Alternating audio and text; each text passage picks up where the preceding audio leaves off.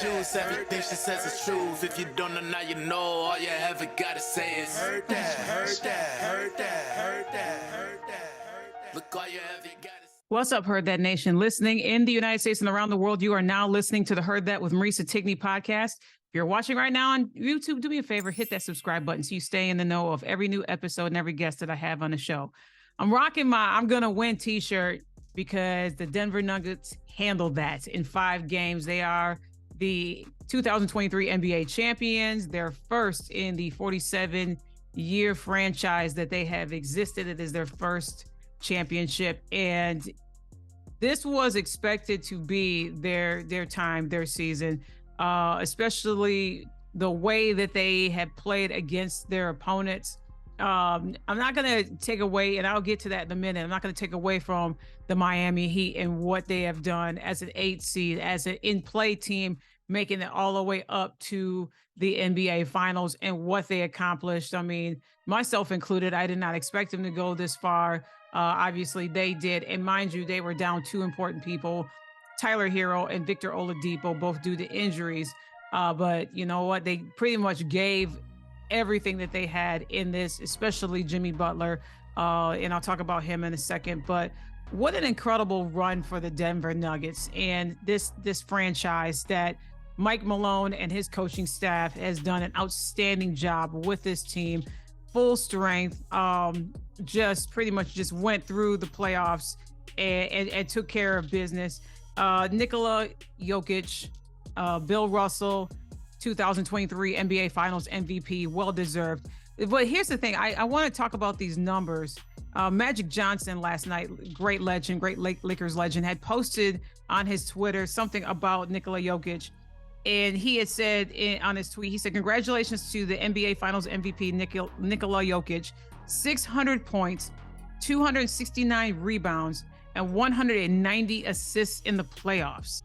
The first in the NBA history to lead the playoffs in all 3.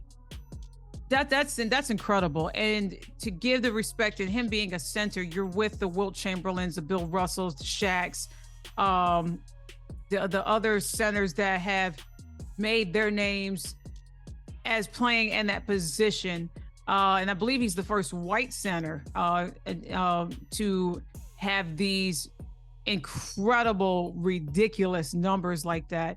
Well-deserved of the trophy, the ring, the MVP trophy. And I love his demeanor. It was so casual, it was so calm. This whole entire team, the thing that I appreciate about them, and I saw a lot of tweets come through and a lot of postings on those that are fans and those that are fans of basketball and the Denver Nuggets, is that, you know, he was so humble, and the rest of this team is just humble. And every time they made adjustments, and every time that they were backed into a corner, or it looked like they were going to give up a game, or look like that, you know, Miami was going to get back in it. I mean, the series started off 1-0 Miami, then the next game, Denver won it. Denver won the first game, and then Miami won the second game at Denver. So it's just like, okay, we got ourselves a series, but still, I said it on this platform, and I said it on other platforms in the show that I'm on, one night a week on Tuesday nights, Death, Taxes, and Sports podcast, that they were going to win this in 5, and Nikola Jokic was going to be the MVP, and he was going to put out some outstanding numbers. And him putting up a triple-double, I believe it was once or twice during the series, was outstanding. The things that I pull from these games, and you can watch many of shows, you know, you got your First Takes, you got your NBA on ESPN, you got all your different outlets, NBA on Fox, you know, TNT crew and everything, and they'll give you, you know, the stats and all that. And I'll do that so much, you know, I'll do that somewhat on the show. But I pull from that, what I pull from these games is the different things that I saw for certain players. I mean, I think there was 5 players. One of my friends had posted up 5 players that used to be, and everybody knows that have been following me for a while. I'm a Detroit Pistons fan. So there's 5 of the former players that used to play for the Detroit Pistons. They're getting their rings. I think 4 of them for the first time. One of them, Kentavious Caldwell-Pope, is getting his second ring. He got a first ring with the Lakers in 2020. So shout out to him. He was one of the key contributors in this series. But I want to put a spotlight also on Jamal Murray. Last year, a year ago, pulling an ACL during the playoffs. I think that if he did not do that, and we saw the Jamal Murray during this series, as we saw, if we saw that last year, I mean, we would be talking about a whole different conversation of the Nuggets getting possibly 2 rings. I mean, the team is loaded with talent. I mean, coming back from an ACL injury and him going through the process of healing up, and then there was, I think it was an article out, and I believe an article or an interview with him where he thought the Nuggets organization was going to trade him because in his mind he thought he was damaged goods because of that ACL tear. To come all of that, to overcome all of that, and for him to be such a key contributor, him and Jokic being that 1-2 tandem, and getting his first ring is absolutely amazing. Then you got Jeff Green, the veteran of the group that's been on, I think this is his 10th team that he's been on in the NBA, 36 years old, finally getting his championship ring. It kind of reminds me of Jason Kidd when he was at the tail of his career, started off with the Mavericks and then going and being on various teams, coming back to the Mavericks and then winning that ring right at the tail end of his career. This reminds me of that. Now, I don't know if Jeff Green is going to retire after this, you know, saying, okay, I want to go out on top or whatnot. But, you know, congrats to him for, you know, just sometimes patience does pay off. Hard work pays off. And for him, you know, starting off, I believe he started off with the Oklahoma, I think it was the Seattle Supersonics, or because he was drafted in 2007.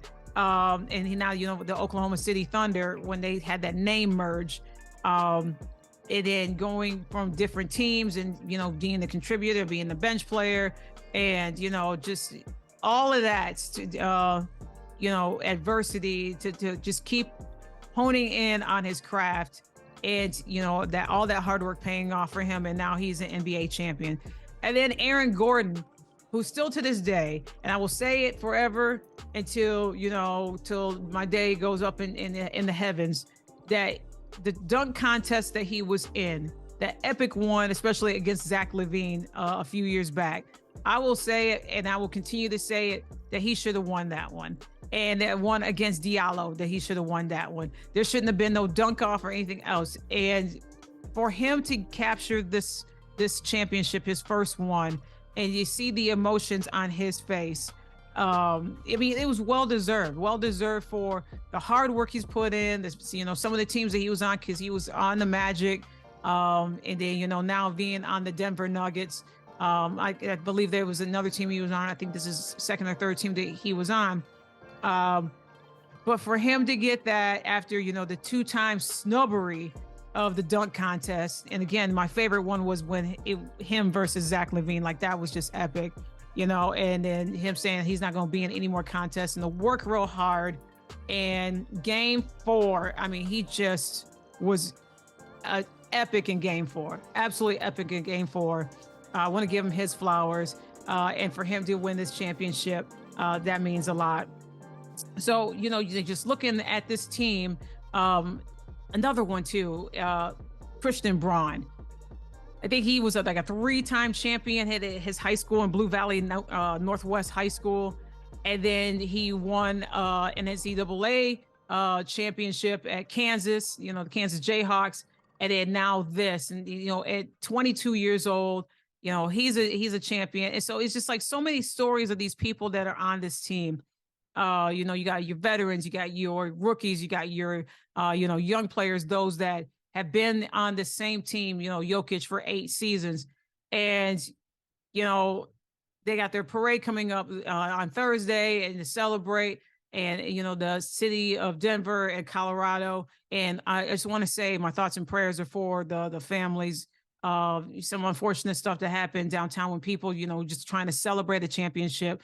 You know, gunfire took place, and, you know, they got the person that was responsible for it, but it's just like, it's just so nauseating every day on television where you see all of that happening with gun violence and just people just doing, you know, going outside and just doing normal day-to-day things, and people celebrating, and Denver celebrating their first championship, and to be disrupted by this. So I know there was 3 in critical condition. I pray that they make it and the city just heals from that. Then I know that they're going to beef up and amp up security for sure when it comes to their parade.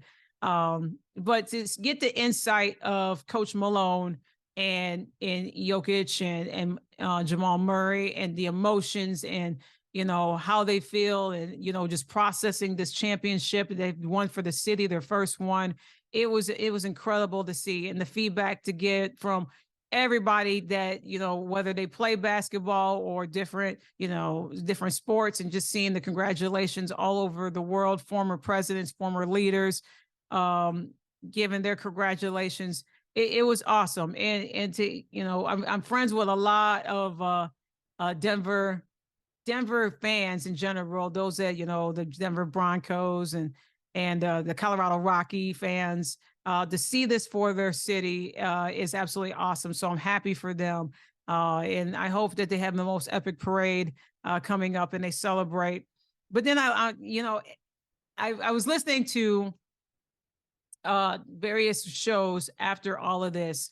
All the confetti fell down, and the people celebrating and holding the Larry O'Brien trophy. And so I'm getting the media and in different outlets and watching them and what they had said about this. That is this a team that could run it back? Is the Denver Nuggets that team that can run it back? And I believe they can. I believe for a while that they're going to, run the West for quite some time. They can be. Are they a team? People use the word dynasty. Okay, they won their first title. It's not a team that, is dynasty as of yet. You got questions circulating. The Warriors, what are they going to do now that their GM has departed? The Lakers, LeBron James is a young 38 and showed it, even though that he had exhaustion and overcame injury. Antonio Davis, Austin Reeves, who's on the come up and hopefully will be paid. Dennis Schrader. What's going on with that team? And how they can turn it around there with first year coach Darvin Ham, and what pieces are they going to add to their team? Is LeBron going to stay on the Lakers? Is the big question. There was talks and early rumblings of Kyrie Irving, who is currently with the Dallas Mavericks, for LeBron to join him here in Dallas. So, is that going to be a possibility? We're not sure, so it's got all summer. Now that, break on the NBA is concluded, now we can see what is going to happen as far as that is concerned. And then, then you have, you got to look at either the Miami Heat there in the East, Jimmy Butler doing everything that he can, everything. I mean, there has been some magical moments throughout this tournament where he just literally carried this team on his back. They were an in-play team in the postseason of this tournament to get to the NBA Finals. The first time that a team has done that, I believe, since the Knicks did that in the early 90s. I know that they wanted to end, and it is the last career game for Udonis Haslem, who officially announced his retirement this season that has just concluded. But you look at this Miami Heat team, and you have, Jimmy Butler, you have Max Strus, you have, I think there was like 2 or 3 players that was not even drafted, that were in the NBA Finals. Gabe Vincent, my apologies, Gabe Vincent, who was incredible. I mean, I had to Google him because I never heard of him, and he was one of those players that was not drafted, and he contributed in a big way. So I know that, he was a key contributor. He needs to, definitely stay on this team, but they need to look at this team as an overall and see what they're going to do, what pieces that they need to add, starting with Jimmy. People saying that he could possibly leave and he's frustrated and all that. Okay, we just ended the season. We don't know. We can't make that assessment. For people to make that assessment, I believe is wrong. But it definitely starts with him, the core leader of this group. I think he's 33 years old. So you had, Tyler Hero that was out. You had Victor Oladipo out with this injury. Rumors are circulating that possibly Dame Lillard is going to be could join the Heat. But Dame, is dedicated to the Portland team and loves the Portland fan base. And, so that, just early rumors about that. So there's going to be a lot, I believe, there's going to be a lot of moving parts before the draft, after the draft is coming up in a couple of weeks here in June. That's going to be happening.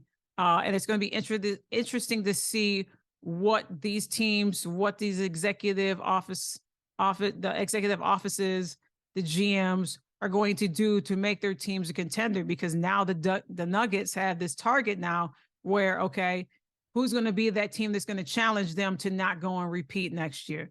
Who's going to be that one that's coming from the East? Can Boston Celtics, can they, under Coach Mazzulla, be that team? What is it that they need to, surround Jason Tatum, Jaylen Brown? I know I'm probably going to negotiate his contract. What is it that they need to be that team, that contender team? Because early on paper, they were supposed to be the ones going to the finals. And they got surprised by a very hungry, two key people down Miami Heat team, which I'm still trying to process that, despite the season being over, on what went wrong with the Boston Celtics. It's a very short rope with Coach Mazzulla.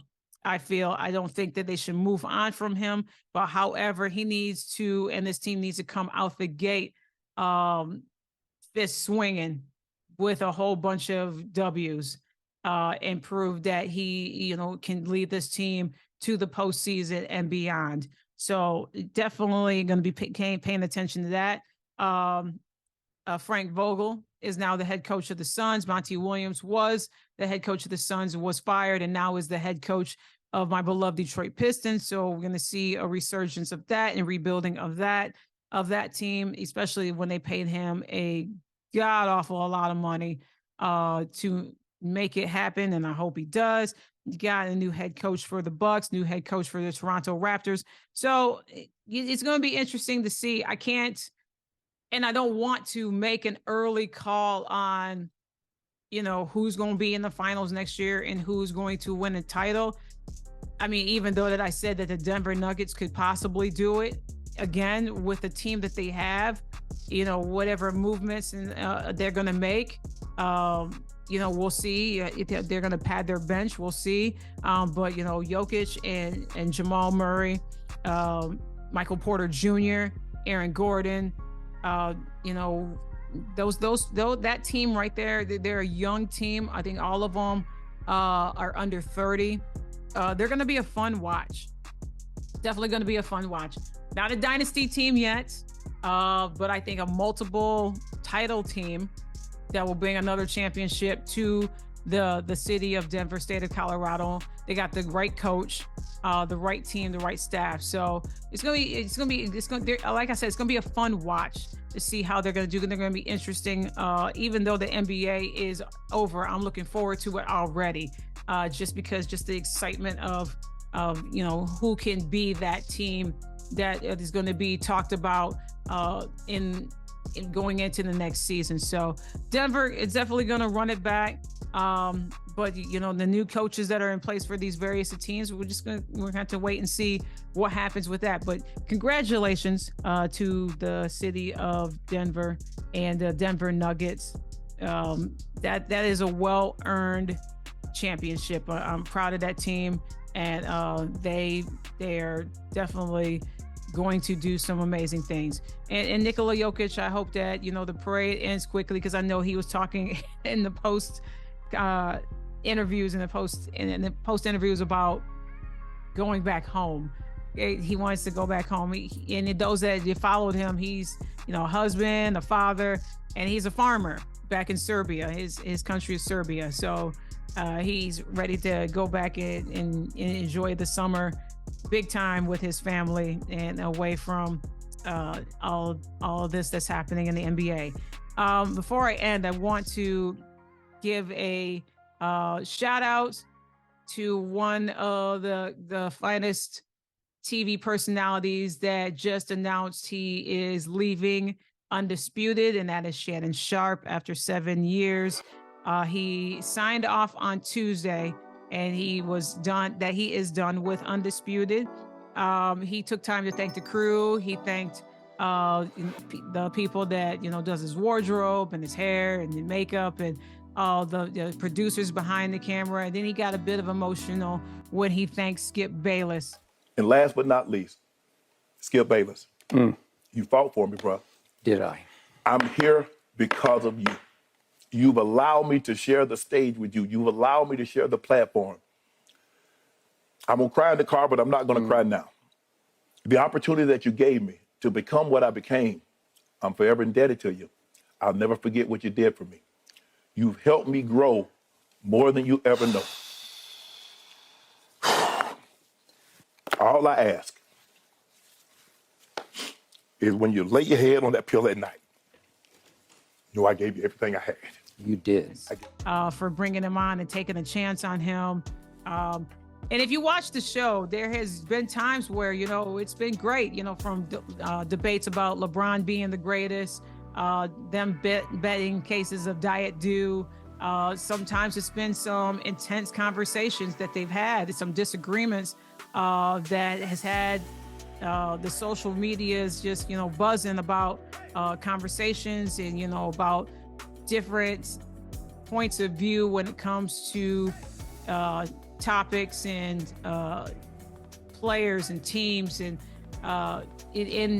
that's the kind of show and dynamic that you want to have, especially when you have people that you hire on to a network that are going to talk about things that may be uncomfortable, and how you're going to bring that to the table, and how are you going to not argue per se, but bring your views into the conversation, the topic that is brought up by the moderator. And so their show format has them sitting across from each other. And sometimes, like I said, it's been some uncomfortable conversations, from race to Black Lives Matter to, teams that, or players or coaches, being dismissed, or just, heavy situations that happens, in various amount of sports.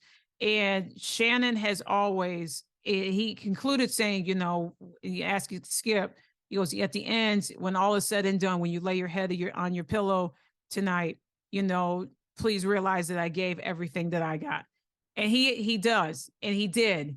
I know from this, Shannon has branded out and branched out to his own. He's got his own podcast, his own show.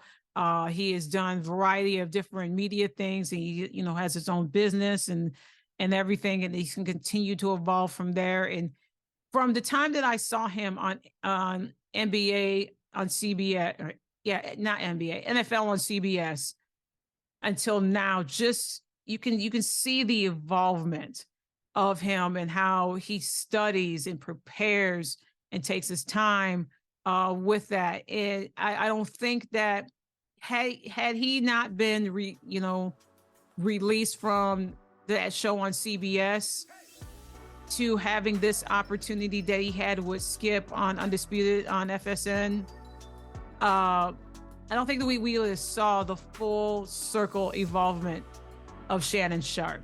And I want to give this man his flowers, because he's just so good at, going there with different difficult conversations and talking about, and, he's always hyping up LeBron and had the GOAT mask and the cigars and, and all of that. But he always prepared when it came to going there in the arena, the Ja Morant situation, and so many other difficult things that he, had to talk about. And his preparation, his professionalism, I